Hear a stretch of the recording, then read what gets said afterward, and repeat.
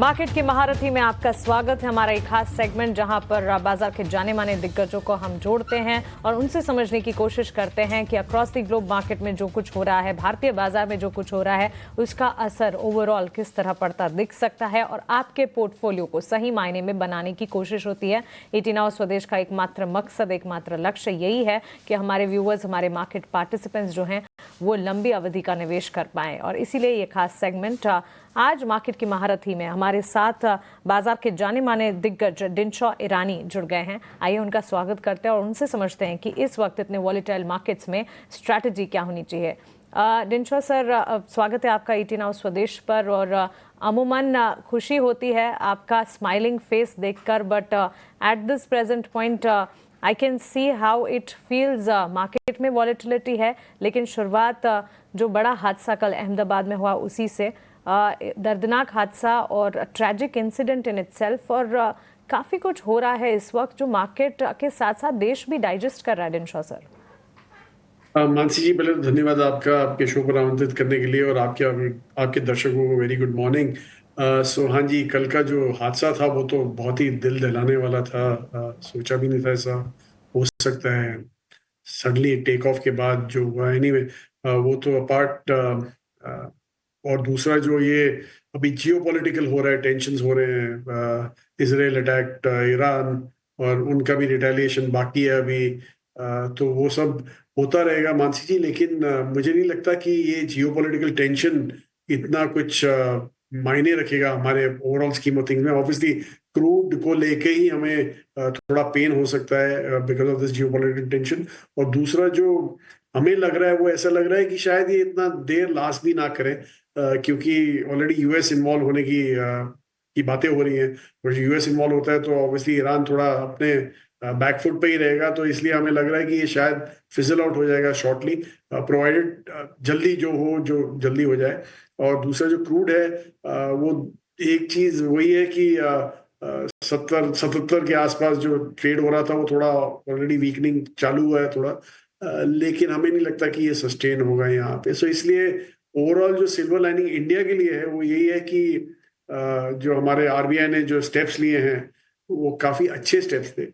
Aggressively liquidity infusion जो step किया वो लिया उन्होंने, 1% सीआरआर कट। मुझे शायद ही याद है 4% के नीचे कभी सीआरआर हुआ है, और वो काफी एग्रेसिव था। और दूसरा जो इंटरेस्ट रेट काटे हैं another 0.5%, वो अगेन एग्रेसिव था काफी।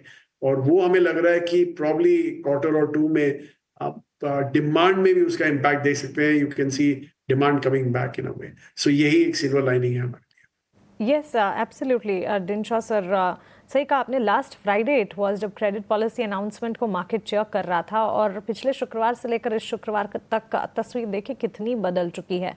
एंड यस, इजराइल और ईरान को लेकर जो टेंशंस हैं, ऑफ कोर्स यहाँ पर भी जो आप कच्चे तेल की चाल की बात कर रहे हैं, उबाल बड़ा था लेकिन वो रिकवर होता हुआ भी इस वक्त नजर जरूर आ रहा है। Considering all of these and factoring all of these, defence sector भी फोकस रेडार पर है। वैसे तो क्रूड रिलेटेड पैक से ही शुरुआत होनी चाहिए, बट एट प्रेजेंट जहां मार्केट में काफी वॉलेटिलिटी और डाउन ट्रेंड्स हैं, डिफेंस और शिप बिल्डिंग स्पेसेस इस वक्त डिनशॉ सर चल रहे हैं, but the valuations are sky rocket high. What's your take on that? जी बिल्कुल मानसी जी, यहाँ पे तो लेवल ऑफ कंफर्ट बिल्कुल ही चला गया है इन टर्म्स ऑफ वैल्यूएशंस। क्योंकि आप देखिए कितने स्ट्रेस्ड हैं, और थोड़ा भी डिसअपॉइंटमेंट मतलब जो होता है ना कि सेफ्टी नेट जैसा कुछ है ही नहीं वहाँ पे। और सब यही सोचे जा रहे हैं कि ये तो बढ़ते ही रहेंगे।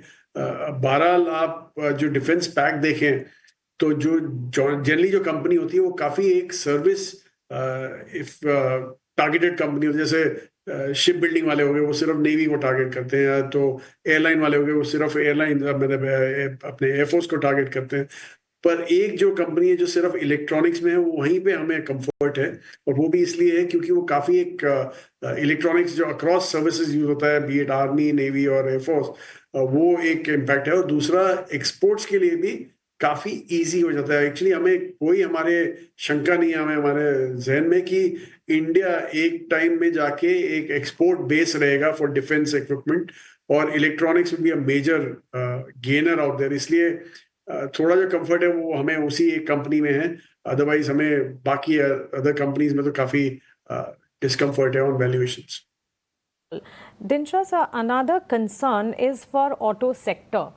ऑटो सेक्टर वैसे भी पिछले दिनों भी आपने अपना बेरिश स्टांस इस सेक्टर पर जताया भी था, और इस वक्त अगर आप देखें हम देख रहे हैं काफ़ी सारे न्यूज़ फ्लोज हैं। पिछले दिनों रेयर अर्थ मैग्नेट्स को लेकर चाइना के एब्सोल्यूट कंट्रोल्स की जब बात आई थी, उसके ठीक बाद, बिकॉज रेयर अर्थ वैसे तो कई सारे सेगमेंट्स, कई सारे सेक्टर्स में यूज़ होते हैं, इस्तेमाल होते हैं, लेकिन ईवीज़ पर एक इम्पैक्ट पड़ता हुआ, और इस पर देश के प्रतिनिधि जो हैं वो बातचीत भी कर रहे हैं, ये खबरें भी लगातार आ रही है। How do you see auto sector panning out?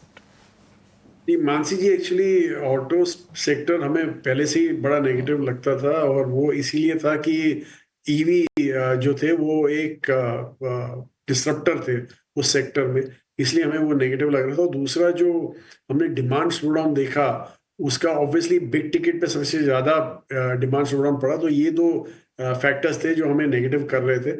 बहरहाल आप देखें तो ईवी में, सॉरी, ऑटोज में, टू व्हीलर में एटलीस्ट मुझे लगता है कि वो प्रेशर थोड़ा ऑफ हो रहा है, और EVs now most of the players जो हैं, बजाज हो गया, टीवीएस हो गए, वो सारे अभी ईवी में आ गए हैं, और काफी हद तक काफी अच्छा भी कर रहे हैं वहां पे। तो इसलिए वो सेगमेंट में हो गया, लेकिन पीवीज और कमर्शियल व्हीकल्स, वहां पे मुझे लगता नहीं है प्रेशर ऑफ हुआ है।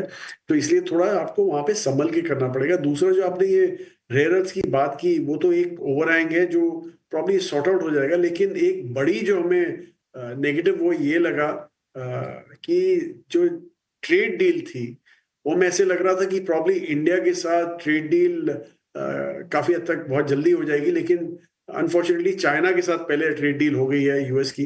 तो वो हमें थोड़ा नेगेटिव लग रहा है हमारे लिए, क्योंकि हम सोचे शायद एक हमें एक फेवर्ड नेशन सा हमें मिलना चाहिए था, जो हमें मिला नहीं इस बार यूएस से। Absolutely.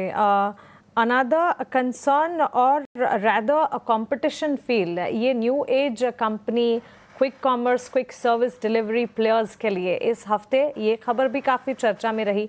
Eternal, Swiggy, in fact monopoly पहले थी, उसके बाद एक नए एंट्रेंट का शामिल होना, और अब कट थ्रोट कंपटीशन लगातार बढ़ती हुई, और रैपिडो की खबर जिस तरह से आई, उसके ठीक बाद क्विक सर्विस प्लेस में काफ़ी हद तक हमने उठापटक भी देखी। इस पर आपकी राय क्या होगी? एक्चुअली मानसी, क्विक कॉमर्स, हमें कोई डाउट नहीं है कि ये रैपिडो या जेप्टो वगैरह वो तो शुरुआत ही है, काफी कंपटीशन आएगा, पोटेंशियल बहुत ज्यादा है। लेकिन आप ये भी देखिए कि कंपटीशन का होता क्या है।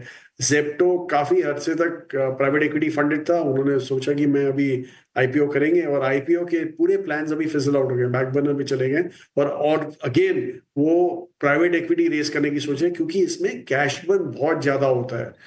इजीली आप मतलब लास्ट जो मैंने सुना था $30-40 मिलियन मंथली बर्न जो हो रहा था विद द न्यू एंट्रेंट्स, वो एक अनसस्टेनेबल लेवल होता है टू सरवाइव। इसलिए आपने देखा कि प्रेशर थोड़ा, जो नया एंट्रेंट था जिसका काफी नाम आ रहा था, उससे थोड़ा कम हो गया है। और दूसरा जो आपने जो रैपिडो की बात की, उनके बोर्ड का अप्रूवल ही $5 मिलियन का है, वो तो शायद चंद दिनों में ही बर्न हो जाता है वहां पे। तो पता नहीं अभी कितना वो सरवाइव कर सकेंगे उस काइंड ऑफ कैश बर्न से, और कितना बोर्ड रेजिलिएंट रहेगा। तो एनीवे, वो मैं ये नहीं बोला कि शायद वो भी आउट हो जाएंगे, लेकिन प्रॉब्लम यही है कि प्रॉब्लम नहीं है, ये है कि दूसरा कि अच्छे प्लेयर भी घुसेंगे। अमेजोन की बात आई है, फ्लिपकार्ट की बात आई है, रिलायंस ग्रुप की भी बात हो रही है। तो ये सब सारे एंट्रेंट्स आने वाले हैं, लेकिन जैसे मैंने बोला, पोटेंशियल बहुत ज्यादा है इंडिया में। आपने मितुआन करके एक स्टॉक है चाइना में, अगर आप उसको देखें तो उधर वो सबसे बड़ा है दुनिया में क्विक कॉमर्स में और फूड डिलीवरी में। वहां पे एक्चुअली आप देखें तो वो जो चालू किए थे जब, तब प्रॉब्ली फूड डिलीवरी 70-80% हुआ करता था, और आज की तारीख में क्विक कॉमर्स 60-65% के आसपास है उनका।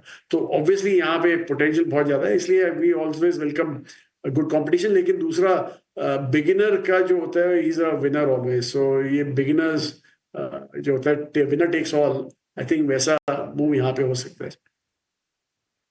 बिल्कुल। Dinshaw sir, to end with, एक तो आपके पसंदीदा सेक्टर्स, ऑफ कोर्स मार्केट में काफ़ी वॉलेटिलिटी है, उठापटक है, और ऐसे में it is challenging to figure out, लेकिन कौन से सेक्टर्स हैं जो कि इस वक्त आप के रेडार पर है, आपके फोकस रेडार पर है? अनदर थिंग, पेटीएम में कल एक खबर आई थी, फाइनेंस मिनिस्ट्री ने एमडीआर स्पेकुलेशन को डिसमिस किया, उसके बाद एक इम्पैक्ट वहां पर भी पड़ा।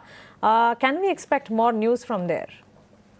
जी देखिए, पहले तो जो पेटीएम की आपने बात की एमडीआर की, अल्टीमेटली जो प्राइवेट सेक्टर कर रहे हैं वो चैरिटी तो नहीं कर रहे। उनको भी चाहिए कि कभी जाके तो पैसे बने उनके इसमें, और एक्चुअली गवर्नमेंट का अगर जो फोकस है कि वो ऑनलाइन पेमेंट्स बढ़ाए, यूपीआई पेमेंट्स में वो करे, एनकरेज करे, कैशलेस ट्रांजैक्शंस एनकरेज करे, तो उनको भी कुछ देना पड़ेगा इन कंपनियों को, क्योंकि अल्टीमेटली ये लोग बेयर कर रहे हैं उस कॉस्ट को। तो बीच में चालू भी हुआ था, उन्होंने थोड़ा सब्सिडी देना चालू कर दिया था फॉर एवरी यूपीआई ट्रांजैक्शन, पर वो अभी कम कर दिया, तो ऑब्वियसली कहीं तो कंपनसेट करना पड़ेगा। तो it's a matter of time. मुझे नहीं लगता कि MDR is the way forward. Probably कुछ नया कॉम्बिनेशन आ जाएगा, but ultimately they have to be compensated. तो पहली चीज तो वो है। और दूसरा, जो आपने न्यू एज कंपनी की अब हमारे प्रेफरेंस की बात की, तो न्यू एज कंपनीज तो हमारी जो है वो कंटिन्यू टू हमारे प्रेफरेंस है, कंटिन्यूड प्रेफरेंस है। और दूसरा जो सेक्टर जो हमें लग रहा है कि आगे चल के संभालेगा हमारे मार्केट्स को, वो ऑब्वियसली पूरा बीएफएसआई सेक्टर है।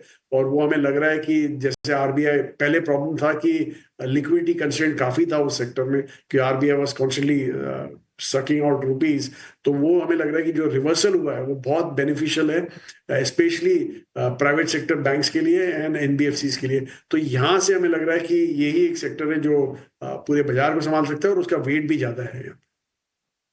डिंशा सर, एक और चीज़, वो कहते हैं ना, किसी का फ़ायदा किसी का नुकसान, किसी का नुकसान किसी का फ़ायदा। कच्चे तेल में जो उबाल नज़र आया और ग्लोबल अनसर्टेनिटीज़ और टेंशन्स, उससे हमने देखा safe haven commodities, precious metals में एक अपसर्ज देखने को मिला। गोल्ड, सिल्वर, और इन दिनों ऑफकोर्स सिल्वर आउट परफॉर्म भी कर रही है गोल्ड को। बुलियन मार्केट पर कोई टेक अगर आपकी तरफ से? जी, इसमें तो एक सिंपल सा लॉजिक होता है कि precious metals are a hedge against uncertainty and inflation. और जैसे क्रूड प्राइसेस ऊपर जा रहे हैं तो वो इन्फ्लेशनरी होता है, ये जियोपॉलिटिकल टेंशन अनसर्टेनिटी होती है, जो ट्रेड का जो नेगोशिएशन चालू है वो भी अनसर्टेनिटी होती है। तो ये सब को देख के gold obviously, rather precious metals obviously एक सेफ हेवन सा बन गया है। और इसलिए हमें नहीं लगता कि प्रॉब्ली अगले एक आध क्वार्टर में शायद यही एक अच्छी कमोडिटी हो जहां पे आपको सेफ्टी मिल सके। बहरहाल longer term, medium to longer term में equity is always outperform any form of investment, तो वो भी हमें बहुत क्लैरिटी है।